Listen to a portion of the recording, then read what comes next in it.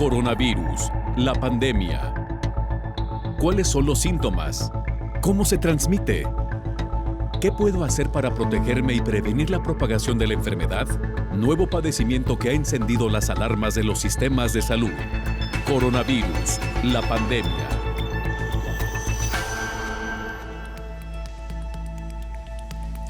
¿Qué tal? ¿Cómo le va? Bienvenido a un programa más de Coronavirus, la pandemia. Nos da mucho gusto recibirle y también invitarle para que se ponga en contacto con nosotros a través de Twitter y Facebook en nuestras cuentas @canal44tv y en WhatsApp en el 33 22 42 06 90. Aprovechamos para saludar y agradecer a nuestra audiencia en México y América Latina que nos siguen a través de la señal de las televisoras públicas y también a quienes nos escuchan en Radio Universidad de Guadalajara. Hoy hablaremos de otra de las líneas que se ha estado investigando para tratar a pacientes con COVID-19. Nos referimos a las células madre, esto como tratamiento precisamente ante enfermos de COVID. México se une a las investigaciones internacionales para combatir el COVID-19, ya le estaremos dando algunos detalles, y también en una semana aumenta de 6,449 el número de registros de personas con COVID en México. Le tendremos también las estadísticas más recientes y viajaremos a Italia y Canadá, donde nuestros compañeros reporteros nos estarán informando desde allá. Iniciamos en el trayecto por encontrar el tratamiento idóneo para combatir la enfermedad COVID-19. Surgen investigaciones con célula madre como tratamiento alternativo. El coronavirus se ha expandido a todos los países del planeta. Su impacto se ha concentrado en las principales metrópolis, dejando secuelas sociosanitarias y económicas alarmantes. Mientras que la población mundial se ha visto afectada en cada sector global, surgen nuevas investigaciones para tratar a la enfermedad COVID-19 que deja a su paso más de 7,340,000 personas con daños en su salud. En ese trayecto las horas avanzan y la ciencia aprieta motores para detectar el mejor tratamiento. En ese camino surgen nuevas investigaciones como es el uso de células madre mesenquimales a personas contagiadas con la COVID-19. Cada 24 horas son confirmadas cerca de 140,000 individuos con el nuevo coronavirus, del cual hasta hoy no hay un tratamiento ni una vacuna para su combate. En diferentes países han surgido nuevos protocolos innovadores para aplicar la terapia con células madre mesenquimales a pacientes que han sido afectados de manera severa por COVID-19 con enfermedades preexistentes. En uno de los estudios que se realizan se indica que están tratando de manera previa a participantes que corren un mayor riesgo de desarrollar la enfermedad que se extiende rápidamente en cada rincón del mundo, con el objetivo de preparar sus sistemas inmunes a fin de combatir el virus SARS-CoV-2. Las células madre se conocen por su capacidad de renovación celular. Es utilizada para varios padecimientos. En particular, las mesenquimales son multipotentes, se encuentran en la médula ósea. Son importantes para fabricar y reparar tejido esquelético como el cartílago, el hueso y la grasa de médula ósea. En Estados Unidos, país que concentra la mayor parte de los enfermos con casi 2 millones, recientemente fue aplicado el protocolo de células madre para tratar a un grupo pequeño de pacientes que presentaban síndrome de dificultad respiratoria aguda con respuesta, al parecer, satisfactoria. Sin embargo, continúan las investigaciones y en proceso de aprobación de emergencia en la Agencia de Administración de Alimentos y Medicamentos FDA. Aunque el paso de la pandemia por cada país es acelerado, también los motores de la ciencia se apresuran para encontrar la fórmula para luchar contra la COVID-19. Informó Isaura López Villalobos. Interesante esto que nos plantea nuestra compañera Isaura López en esta pieza de introducción al tema que estaremos abordando hoy. Vamos a Ginebra, Suiza. Ahí nuestro compañero Antonio Broto ha estado muy pendiente del informe más reciente de la Organización Mundial de la Salud. Antonio, como siempre, un gusto saludarte y escucharte. Adelante con la información. Buenos días, Belén. Buenos días a todo el auditorio de Canal 44. Los casos de COVID-19 en el mundo, confirmados por la Organización Mundial de la Salud, llegaron hoy a los 7,25 millones, mientras que los fallecimientos superan los 412.000. El dato positivo lo da el número de infecciones diarias, que tras alcanzar cifras récord de casi 140.000 nuevos casos por jornada a principios de esta semana, ahora ha descendido a poco más de 100.000 en las últimas 24 horas. La curva de contagios de las naciones que más casos diarios reportan actualmente, incluyendo Estados Unidos, Brasil, Rusia o India, no acaba de mostrar un claro descenso, pero sí al menos cierta estabilización, indicando que en esos territorios podría haberse llegado al pico de infecciones. Incluso en Irán, uno de los países que más claramente ha mostrado una segunda ola de contagios, parece que esta también va en descenso en los últimos días, aunque todo dato optimista debe recibirse con cautela. Sigue preocupando la situación en Sudamérica, donde a la situación en Brasil se unen las altas tasas de contagio en países como Perú o Chile, y la preocupación de que con el descenso de temperaturas en el invierno austral, la epidemia empeore y se complique por la ola estacional de gripe.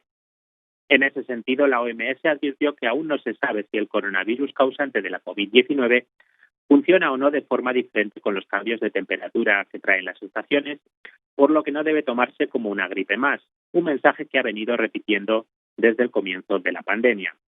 La OMS ha alertado que el coronavirus tiende a circular mejor en los espacios cerrados, en los que recomienda que todos lleven mascarillas, preferentemente de tela, si no pueden mantener la distancia recomendada de 2 metros con los demás. Reporto desde Ginebra para el programa Coronavirus, la pandemia.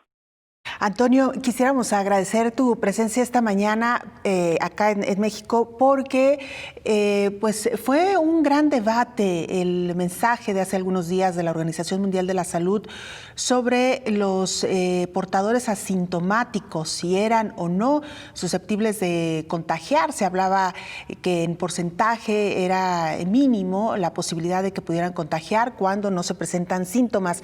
¿Qué es lo último que se ha dicho en torno a esta situación y también las aclaraciones que ha hecho la Organización Mundial de la Salud, Antonio?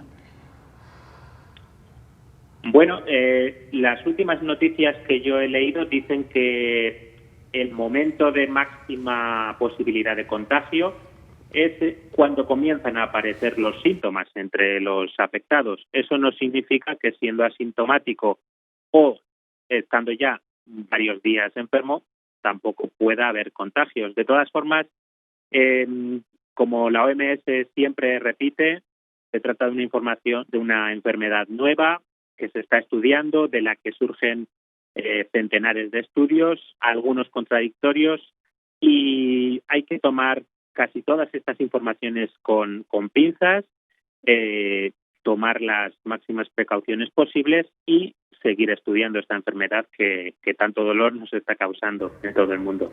Claro, mientras se encuentra, por supuesto, la cura, mantener pues las recomendaciones generales, principales, lavado de manos, distanciamiento social, bueno, la sana distancia que le conocemos también acá en México. Y por último, Antonio, cuéntanos un poquito cómo va Ginebra, cómo va Suiza con la desescalada, cómo se vive hoy por hoy el día a día de cara a COVID-19. Bueno, pues Ginebra yo creo que poco a poco va retornando a la normalidad. Quizá está un poco más adelantada que otros países vecinos como Francia, Alemania, Italia. Ya sabrán que aquí en Suiza nunca hubo un confinamiento total. Siempre se permitió a las personas salir. Lo que no se permitía eran los grupos de más de 5 personas en lugares públicos. De todas formas, los suizos siempre han sido una sociedad bastante cauta, conservadora también para este tipo de cosas y ellos en general se quedaron en casa casi tanto como los países vecinos. Y bueno, ahora pues van reabriendo todos los comercios, las escuelas ya llevan desde mayo abiertas e incluso la liga de fútbol se está reiniciando. Vuelta a la normalidad y esperemos que no tenga que haber nuevas medidas de prevención por un segundo rebrote. Esperemos que no ocurra. Claro, muy bien, Antonio. Como siempre, un gusto charlar contigo. Gracias, un abrazo. Lo mismo digo, Belén. Un saludo para todos. Es Antonio Broto, corresponsal de la agencia EFE en Ginebra, Suiza, siempre pendiente de los informes, los mensajes de la Organización Mundial de la Salud y bueno, particularmente con esta polémica que se desató hace algunos días en torno a los portadores asintomáticos, si eran o no, si existía o no la posibilidad de que ellos contagiaran siendo asintomáticos. Se ha hecho una serie de aclaraciones y bueno, pues finalmente ahí está lo que nos comenta Antonio. No hay algo todavía definitivo al respecto y lo mejor es ir con cautela en esta nueva enfermedad. Y mire, hablando del tema que hoy nos ocupa, el uso de células madre contra el coronavirus se está investigando ya en ensayos clínicos muy prometedores por su acción inmunomoduladora. En China se realizan los primeros ensayos clínicos utilizando una técnica de células madre. El estudio ha sido liderado por el Dr. Kunlin Jin, que tiene 20 años de experiencia en el conocimiento y la aplicación de terapias con células madre, y que se dedica a desarrollar terapias con células para combatir los accidentes cerebrovasculares. Los investigadores decidieron probar si las células madre podrían usarse para estimular el sistema inmunológico de una persona para evitar la neumonía por COVID-19. El estudio mostró, hasta el momento, que la introducción intravenosa de células madre humanas es un enfoque seguro y eficiente para el tratamiento de pacientes con neumonía por COVID-19, incluso en pacientes de edad avanzada con neumonía grave. Un reciente estudio emitido por la Universidad de Miami, con la autorización de la FDA de Estados Unidos, evaluó la seguridad y eficacia de las células madre derivadas del cordón umbilical para bloquear la inflamación pulmonar que acompaña a los casos graves de COVID-19, informó Rocío López Fonseca. Vamos ahora a Italia. Ahí se encuentra nuestro compañero Gonzalo Sánchez, corresponsal de la agencia EFE, un país al que le hemos dado puntual seguimiento debido a que fue uno de los que más sufrió con la presencia de COVID-19, ahora ya en una etapa mucho más promisoria donde la desescalada ha iniciado ya algunas semanas. Gonzalo, adelante con la información, te saludamos y te escuchamos. Hola, ¿qué tal? Buenos días, Belén. Buenos días a todo el auditorio de Canal 44. En Italia la pandemia de coronavirus sigue dando muestras de disminuir y los contagios son muchos menos que hace algunas semanas. Basta pensar que en el último día las nuevas infecciones han sido solo 200. En total, en este país ya se han contagiado más de 235.000 personas y han muerto más de 34.000, sobre todo en el norte, la zona más azotada por la pandemia. En este contexto, Italia afronta la desescalada. Desde hace un mes ha ido permitiendo la reanudación de sus actividades y comercios, así como la libertad de movimiento de los ciudadanos. Ha sido un proceso lento, poco a poco, y en la actualidad se puede hacer vida prácticamente normal, aunque respetando las medidas de seguridad, como la distancia entre personas. Pero la desescalada en Italia ha sido homogénea, es decir, que se ha producido en todas las regiones al mismo tiempo, sin un semáforo de alerta como en otros países. Además, ya se puede viajar entre regiones e Italia ha abierto sus fronteras exteriores a los ciudadanos llegados de la Unión Europea. Se desconoce, por contra, cuándo podrán llegar visitantes del resto del mundo. Por otro lado, aquí nadie ignora que se avecina una gran crisis económica. Por ejemplo, el turismo sin duda se va a contraer y en este sector equivale al 13% del Producto Interior Bruto del país. Por eso, el Gobierno celebra este fin de semana un gran encuentro con empresarios, sindicatos y economistas para preparar un plan de recuperación para el futuro. Por otro lado, los científicos italianos y europeos se esfuerzan en encontrar un tratamiento efectivo para el temido coronavirus. La Agencia del Fármaco italiana ha autorizado decenas de experimentos con medicamentos. Los más frecuentes no son con células madres, sino con antivirales usados contra el VIH o el ébola, otros contra la malaria o el mismo plasma de los pacientes ya curados. Reportó desde Italia para el programa Coronavirus la Pandemia Gonzalo Sánchez. Muchas gracias, Gonzalo, por este reporte muy interesante lo que está ocurriendo en Italia, y también será muy interesante ver qué sucede en los próximos días, una vez que han comenzado ya a levantar de manera generalizada pues, de la cuarentena y que se ha permitido reanudar muchas de las actividades productivas, como ya nos decía también nuestro compañero en Ginebra. Esperemos que esta situación no traiga de nueva cuenta rebrotes. Vamos a hacer una pausa, esto apenas inicia, usted no se vaya.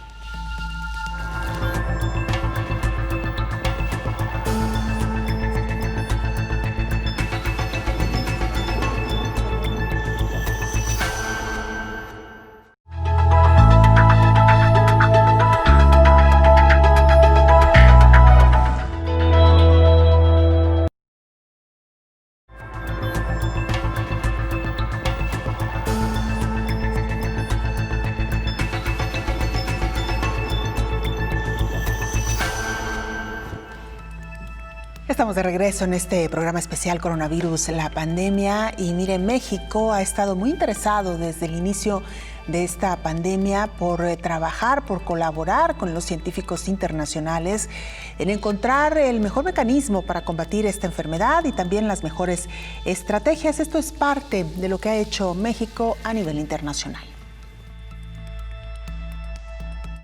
En México existe un protocolo de investigación para combatir el COVID-19, sobre todo en pacientes con síntomas leves a moderados, para evitar que lleguen a complicarse. Se trata del medicamento ivermectina, fármaco antiparasitario.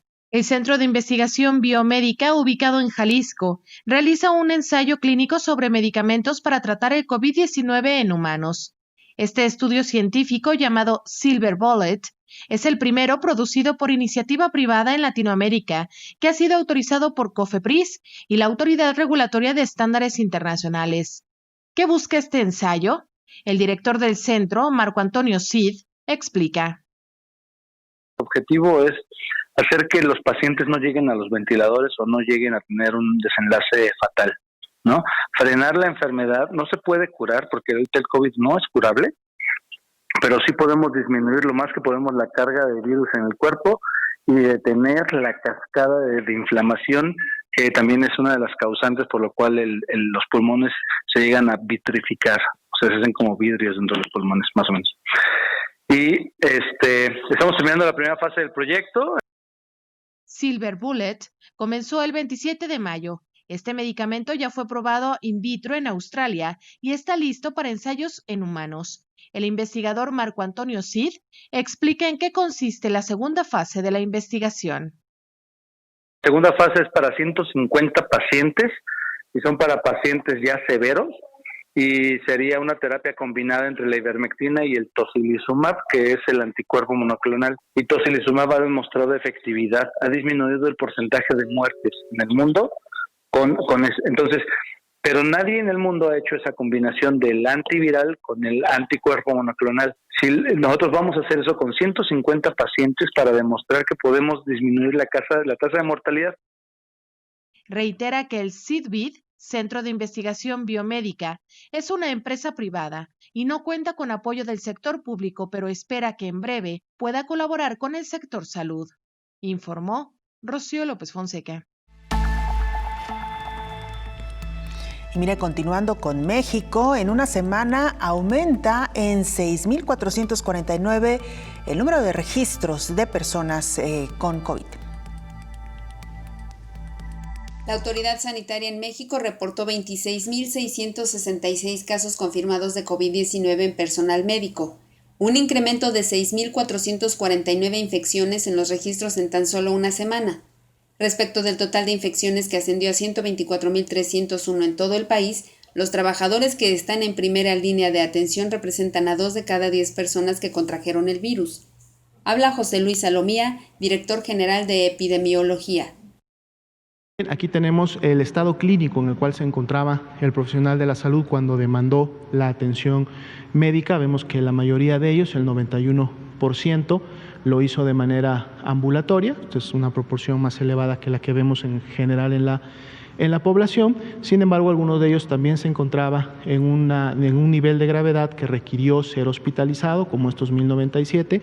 Además, estaban en una situación que se consideraron como casos graves, 1154, y 147 de ellos tuvieron que ser intubados por la gravedad en la que se encontraba su caso. El 40% del personal infectado son enfermeras y 31% son médicos, de acuerdo con la estadística. Aquí tenemos a las mujeres, están teniendo un poco más, a diferencia, si recuerdan, presentamos la distribución por sexo el día de ayer y vemos que siempre los hombres en general son los que tienen mayor carga de enfermedad. Bueno, en este caso es un poco más en el caso de las mujeres, 57%, y podemos ver cómo están distribuidas las barras, viendo que el grupo de mayor afectación estaría prácticamente entre los 30 y los 39 años. La cifra del personal de salud fallecido es de 385 personas, de las cuales 73% son hombres, de acuerdo con la dependencia federal, informó Elizabeth Ortiz. Y como siempre es un gusto saludar en esta mesa de trabajo al doctor Héctor Raúl Pérez Gómez, infectólogo. Doctor, bienvenido. Gracias. Gracias, Belén. Buen día. Hoy un tema bastante interesante, doctor, del que sin embargo se ha hablado poco, las células madre como una alternativa para tratar a pacientes por COVID. Y creo que lo primero que tendríamos que explicarle a nuestra audiencia, para aquellos que no están tan involucrados con el tema, ¿qué son las células madre y cómo se obtienen, doctor? Bueno, como su nombre lo dice, las células madre son las que dan origen a diferentes líneas celulares que en su momento prácticamente le dan constitución a nuestro organismo. Las células madre se dividen en células totipotenciales, multipotenciales o pluripotenciales, y las células madre, dependiendo de esta subdivisión, tienen capacidad de diferenciarse hacia diferentes tipos de células adultas.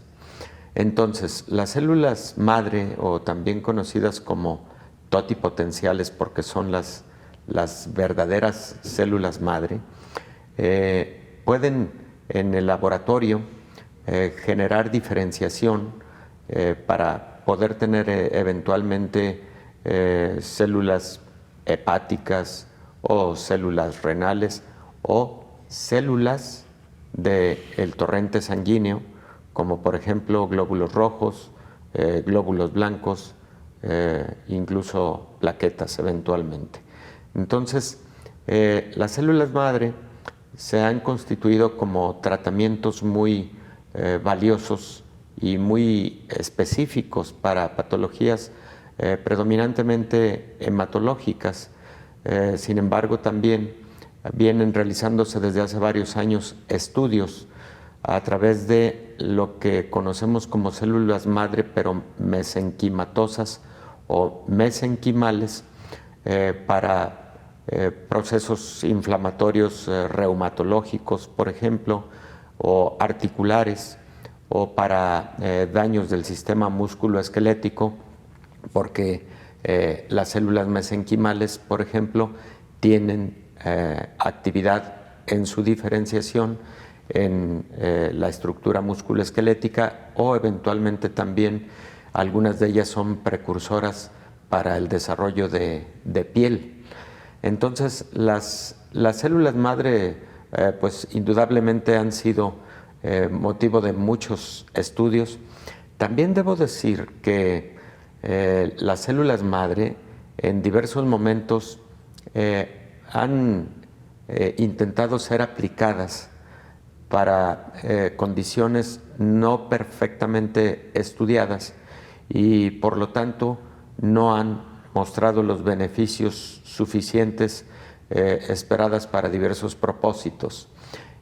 Y también en otros momentos se ha abusado mucho de bondades que sí tienen las células madre para ciertas patologías, para ciertas condiciones, queriéndose aplicar en otras, y no se logra tener los beneficios adecuados. En esto, bueno, evidentemente la regulación sanitaria es fundamental para que sean estudios muy bien llevados a cabo, metodológicamente bien controlados, para poder en su momento ya determinar que una célula totipotencial o multi o pluripotencial pueda ser de utilidad para tal o cual patología. Doctor, ¿de dónde se obtienen estas células y si es posible de un paciente sano, digamos, poder utilizarlas en algún otro paciente o son las células del mismo paciente las que se utilizan en tratamientos médicos? Bueno, de hecho, Belén, la aplicación más contundente de células madre es a través del trasplante de médula ósea. La médula ósea es uno de los tejidos corporales con el mayor número de células madre. La médula ósea, sabemos, es la médula de todos los huesos. Y aunque algunos de ellos tienen un mayor contenido de este tejido y son más ricas, por lo tanto, en celularidad, pero son de donde se obtienen, por ejemplo, para la realización de trasplantes de médula ósea. Ejemplo, en niños con cáncer, niños con leucemias o con linfomas, a quienes se les realiza este tipo de trasplantes, pues lo que se les está proporcionando básicamente son células pluripotenciales, células o totipotenciales que se van a diferenciar luego en las células sanguíneas, eritrocitos, leucocitos, etcétera.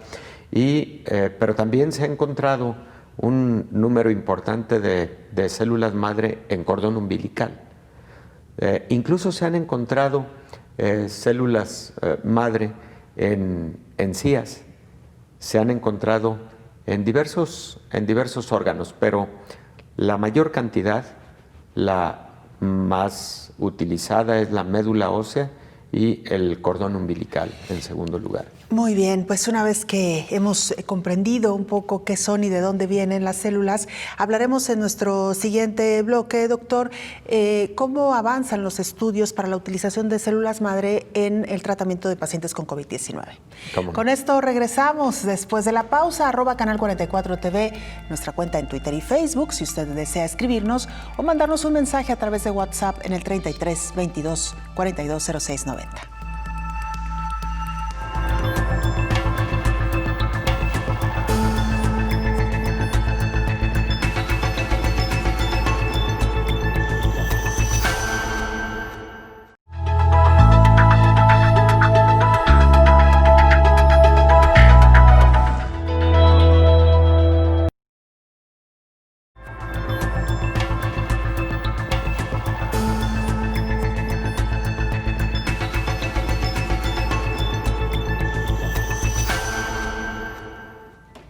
Le recordamos que hoy estamos hablando de células madre como una posibilidad para el tratamiento de pacientes con COVID-19 y precisamente en la línea telefónica nos acompaña Héctor Corona. Él es director de la empresa Cells, una empresa de biotecnología especializada precisamente en el trabajo de células madre mesenquimales. Héctor, ¿cómo le va? Bienvenido, gracias por aceptar esta charla.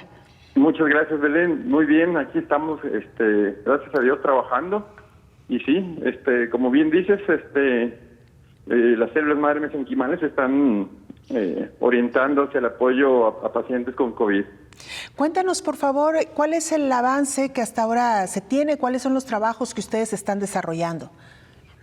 Ok, Belén, te platico. Nosotros contamos con una empresa de biotecnología y también contamos con una fundación. Estamos trabajando en ambas líneas.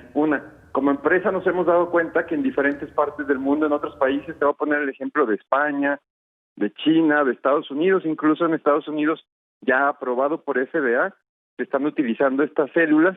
No es precisamente para el COVID como tal, es para lo que pasa cuando tienen los pacientes COVID. ¿Qué sucede?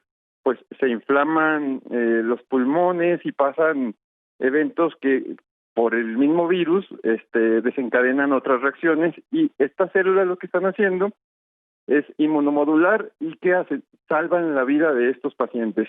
En ese estatus está como empresa, y también te platico, como fundación estamos logrando que en hospitales civiles estemos por arrancar un protocolo para empezar a aplicarlo ya aquí en Jalisco como tal. Pues esa sin duda es una muy buena noticia. ¿De dónde se obtienen estas células? Es decir, si se cuenta con algunos bancos, si es posible donar. Cuéntenos un poquito de dónde se obtienen estas células para tratar, como usted bien aclara, las consecuencias o las secuelas que deja COVID-19. Sí, mira, existen varias fuentes. Una de ellas, que es con la que nosotros estamos trabajando, es con la placenta.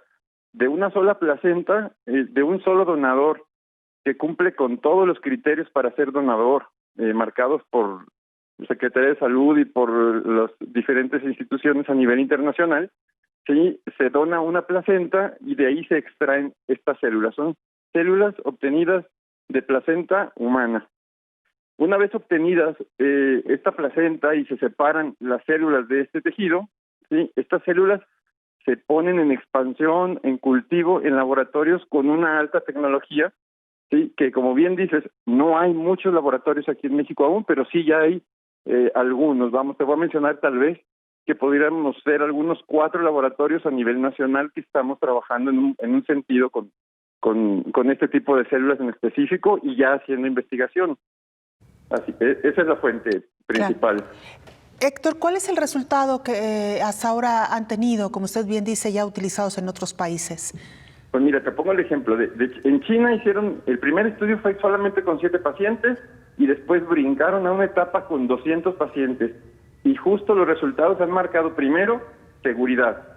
Y el número 2, y es muy interesante también, es eficacia. El 100% de los pacientes, que estos pacientes ya estaban intubados, o sea, no estaban llegando en una etapa temprana del problema, ya estaban intubados estos pacientes y el 100% de los pacientes resultaron positivo a regresar a un estatus de incluso poderlos dar de alta. Eso te pongo el ejemplo en China. En Estados Unidos también ya están trabajando incluso con grupos de hasta 600 pacientes. Sí, esto es con diferentes empresas. Los resultados todos han sido con un muy buen resultado. El problema sería en algún momento el abasto para poder cubrir el problema tan grande, pero pues bueno, esto nos dejaría la enseñanza de que si empezamos ahorita, este problema, creo, desde mi punto de vista y de muchos especialistas, es un problema que llegó para quedarse. Claro. Héctor Corona nos acompaña en esta mesa de trabajo, el infectólogo Héctor Raúl Pérez Gómez. Tiene algunos planteamientos para usted. Adelante, doctor. ¿Qué tal, Héctor? Buen día, gusto saludarte. Doctor. Pues, qué interesante. Esperemos que los estudios clínicos muy pronto sean aprobados, particularmente algunos de los ensayos a los que has hecho referencia y un par de estudios que se llevan a cabo hoy en Florida, pues han mostrado una disminución en el proceso inflamatorio de los pacientes con COVID-19 después de la utilización de células mesenquimales, lo cual podría venir a ayudar significativamente. Es posible que de forma conjunta con un antiviral de los que en este momento han mostrado también buenos resultados como Remdesivir o Favipiravir, que se acaba de autorizar en Rusia, y de esa manera de forma conjunta un antiviral con algo que actúe sobre la respuesta inflamatoria pueda generar mejores probabilidades y mejor pronóstico en pacientes con COVID. ¿Visualizas cuántos pacientes y de qué estadio podrían ser incluidos eventualmente en un ensayo clínico de esta naturaleza? Es decir, ¿serían pacientes en estadio leve o grave o crítico de la enfermedad? ¿Qué es lo que están avisorando con algún ensayo clínico de esta naturaleza? Ok, gracias, doctor, gusto saludarte. Sí, mira, estamos en pláticas ahorita, de hecho ya tenemos el protocolo listo, ya nada más estamos en temas de bioseguridad y validación de validación de productos y la seguridad de cómo se tiene que trabajar con esto, pero estamos visualizando arrancar con 10 pacientes en estado crítico y estamos tratando de, una vez trabajados con esos 10 pacientes, irnos a la siguiente etapa, que estaríamos hablando de 100 pacientes. Y según COFEPRIS hay una forma ahorita de poder acelerar este trámite para poder, por la necesidad y por la emergencia que se está tratando en este momento, poder arrancar lo más breve posible. Hombre, pues ojalá y esto pueda ocurrir pronto. Entre tanto, el seguir identificando cuál es la respuesta inmunológica en pacientes con COVID al utilizar células mesenquimales, creo que es el foco de atención para saber exactamente el mecanismo de acción de estas células mesenquimales sobre la respuesta inflamatoria del huésped, que es el dolor de cabeza en pacientes con COVID, lo que precisamente es lo que conocemos como la tormenta de citocinas, que genera la mayor gravedad en este tipo de pacientes, Héctor. Sí, claro, y en ese sentido cabe decirte, doctor, que nosotros como empresa estamos listos, tenemos ahora sí que la capacidad para poder atender este problema de arranque y estamos preparados para una segunda etapa. Y lo más importante es de que pues hemos logrado hacer sinergia, vamos, con diferentes áreas como el CIATEC, como hospitales civiles y con el área de empresariado, porque mediante la fundación pues tenemos los recursos como para iniciar esto de inmediato y poder estar apoyando a mucha gente también en un corto y mediano plazo.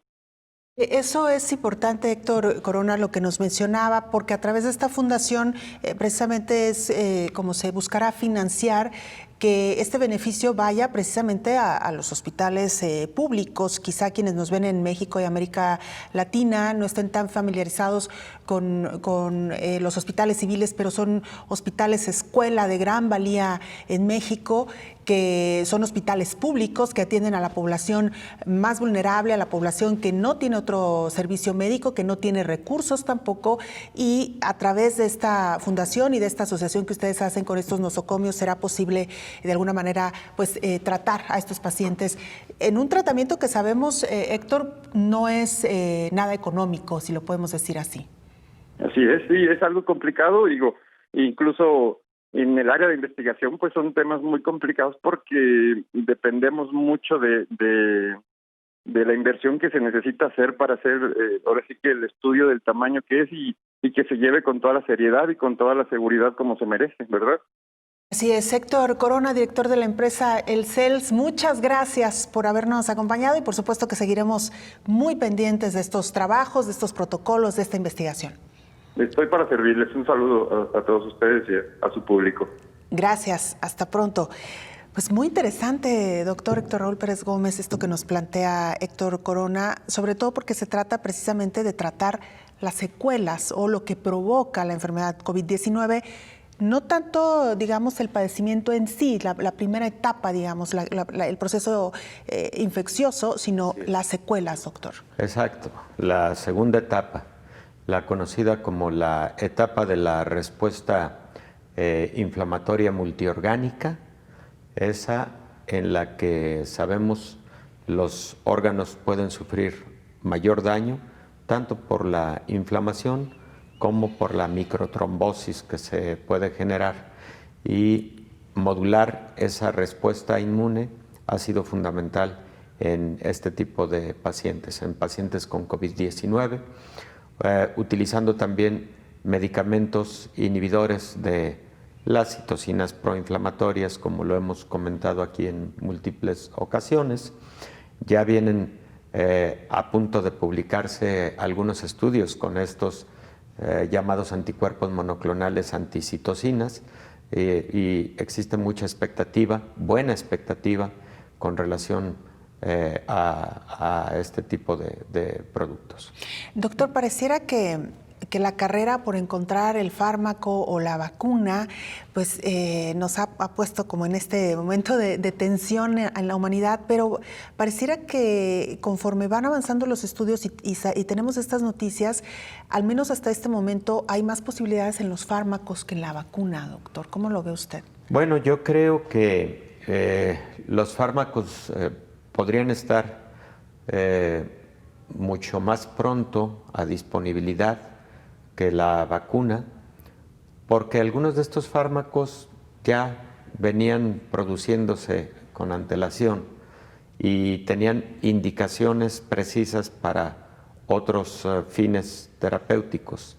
Por ejemplo, Favipiravir, efectivamente, un antiviral recientemente aprobado en Rusia, pero que cuenta con la aprobación mundial porque fue utilizado primero para pacientes con influenza.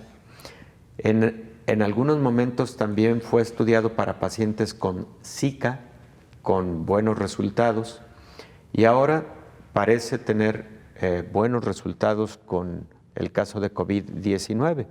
Entonces, Rusia ha producido Favipiravir de algunos años para acá. Por el otro lado, Remdesivir, que lo produce una compañía farmacéutica, Gilead, y que los ensayos clínicos están en curso, pero ya hay resultados preliminares. Lo platicábamos aquí, Belén, en donde la FDA turnó la autorización anticipada en vista de los resultados óptimos que se venían observando con Remdesivir. Entonces, por ese motivo es posible que tengamos un grupo de fármacos útiles antes que la vacuna. La vacuna es posible que esté a vuelta de año. Sabemos que hay por ahí dos candidatas que llevan un poco la delantera, la de AstraZeneca en combinación con la Universidad de Oxford, es una de ellas, lo habíamos comentado en días pasados, que está prácticamente a punto de iniciar ensayos clínicos de fase 3 con miles de pacientes ya, o miles de personas, y pues esperemos que haya buenos resultados. Por lo pronto con los voluntarios sanos tuvieron buena respuesta del sistema inmune, buena respuesta con anticuerpos. Será buena noticia, doctor, sin duda alguna, saber que por lo menos en el ámbito de la farmacobiología o de los fármacos hay posibilidades ya como este medicamento que mencionaba en el caso de Rusia, y saber que, bueno, si hoy no hay todavía la vacuna y que somos susceptibles de contagiarnos, por lo menos tener la tranquilidad que habrá medicamentos o algún medicamento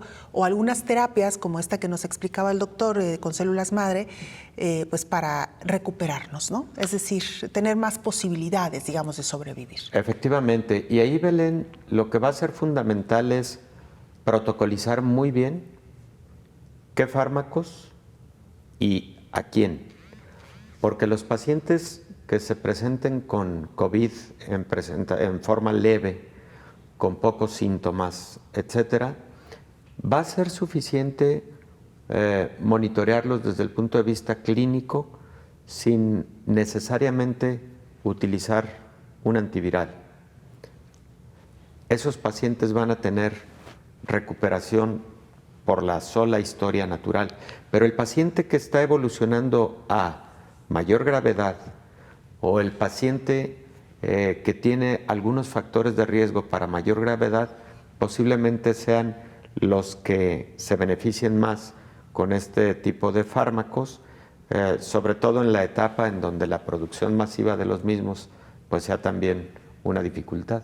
Así es, doctor. Vamos a hacer una pausa, regresamos. Todavía tenemos un tiempo para hablar de este tema sin duda alguna apasionante. Regresamos.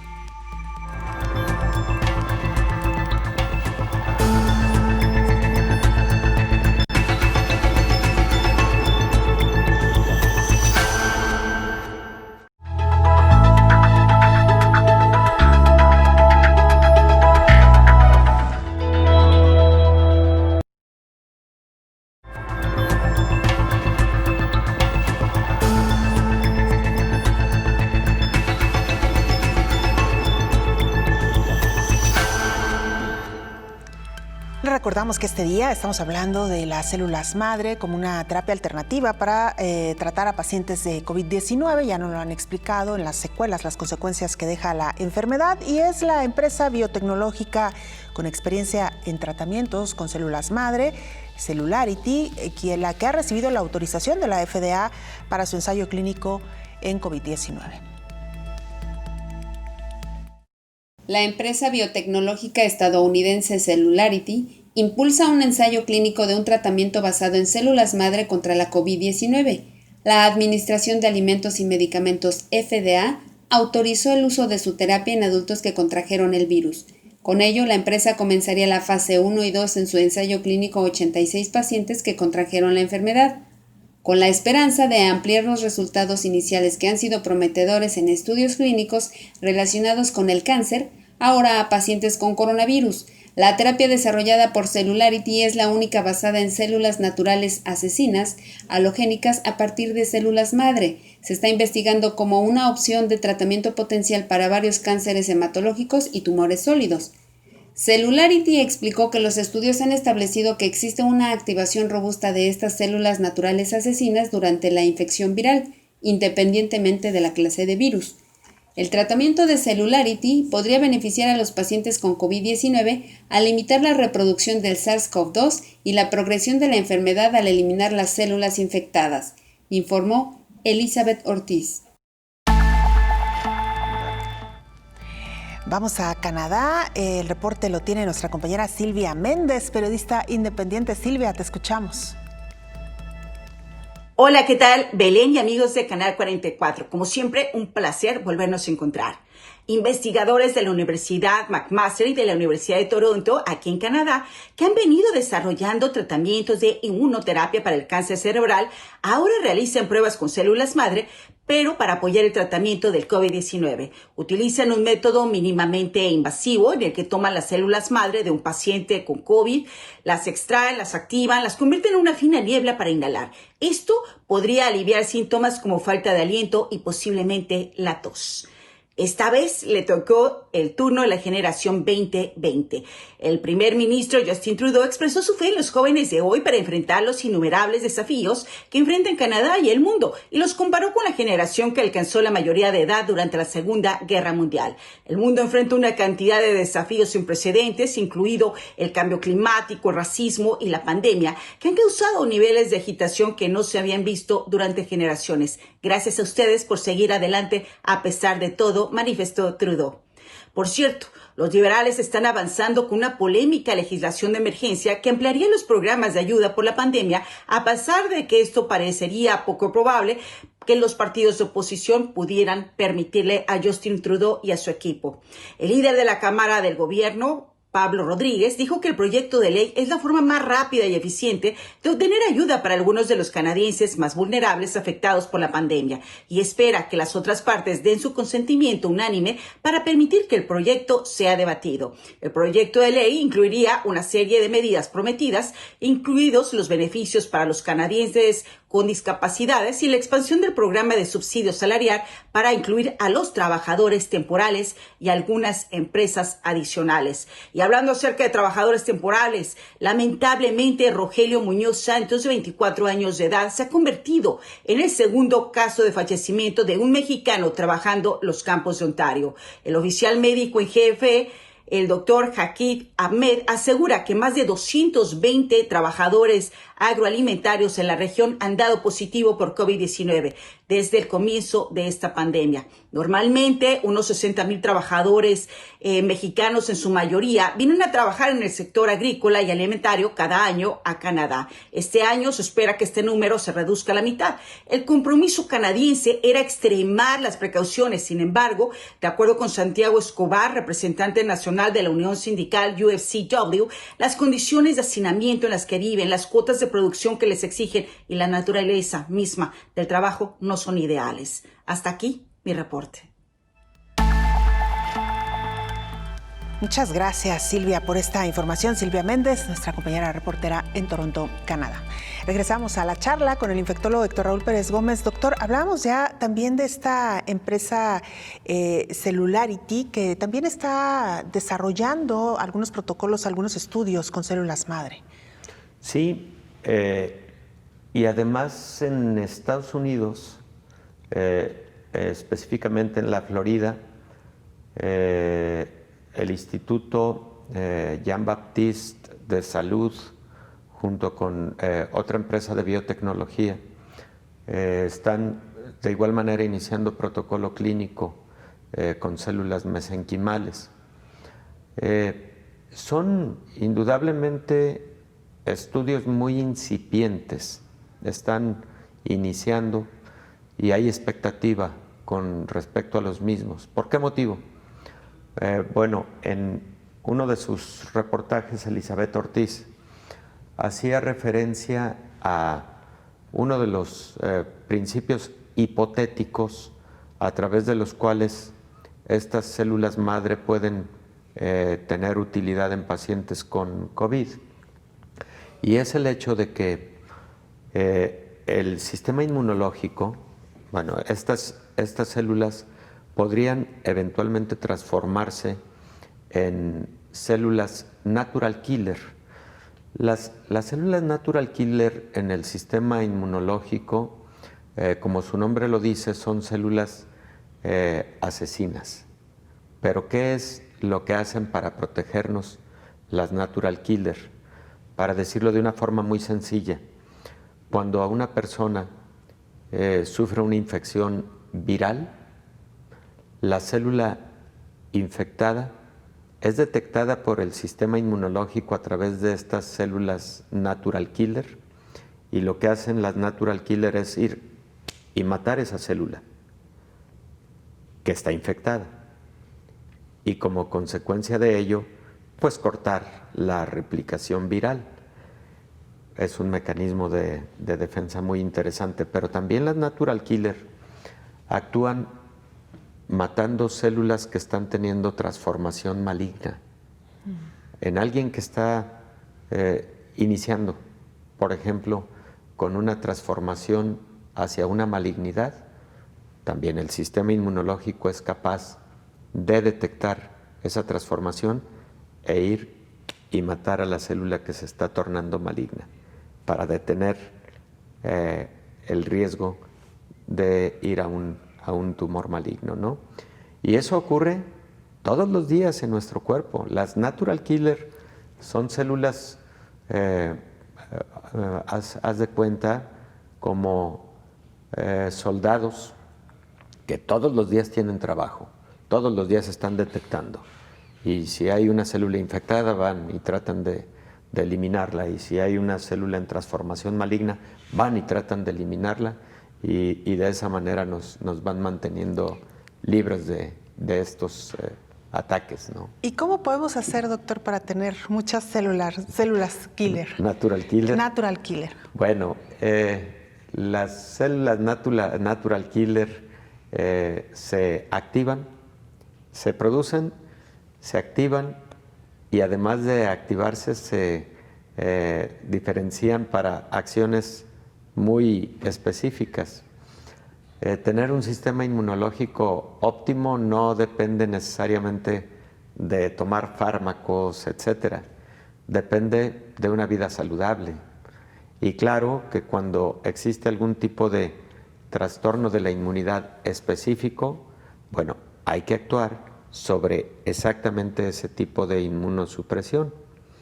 Hay inmunosupresión, por ejemplo, relacionada con la producción anómala de anticuerpos por parte de las células plasmáticas en enfermedades muy específicas, como por ejemplo el mieloma múltiple, la macroglobulinemia de Waldenström, por citar solo algunas de estas enfermedades. Entonces, esos trastornos inmunológicos se tratan de una manera muy específica. Se consideran enfermedades malignas de las células plasmáticas. Pero hay otros pacientes en donde la afección inmunológica no en la parte relacionada con anticuerpos, sino en la parte relacionada con células, linfocitos específicamente. Hay personas que tienen lo que conocemos como linfocitopenia. Lo que ocurre con pacientes con VIH, que van teniendo disminución progresiva en su cuenta de células de ayuda, de células helper, pero sin tener detrás ningún tipo de infección. Bueno, eso se trata de otra manera. Y hay pacientes que tienen, por ejemplo, deficiencia en la producción de anticuerpos o reducidas cantidades o anómalas características de anticuerpos, y ahí se pueden utilizar inmunoglobulinas específicas para la protección de estos pacientes. Entonces, los trastornos de la inmunidad se tratan de acuerdo exactamente a la parte de inmunidad afectada. Y no es que exista ni un medicamento mágico para fortalecer toda la inmunidad, ¿no? Eso es un pensamiento que no ha lugar. Claro.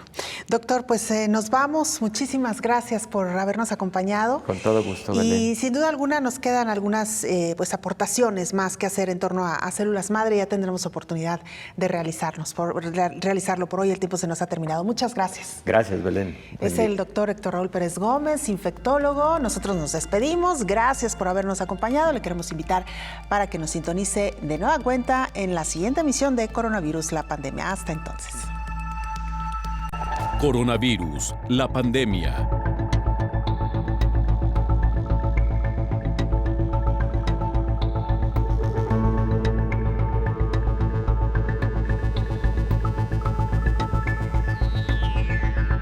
Coronavirus, la pandemia.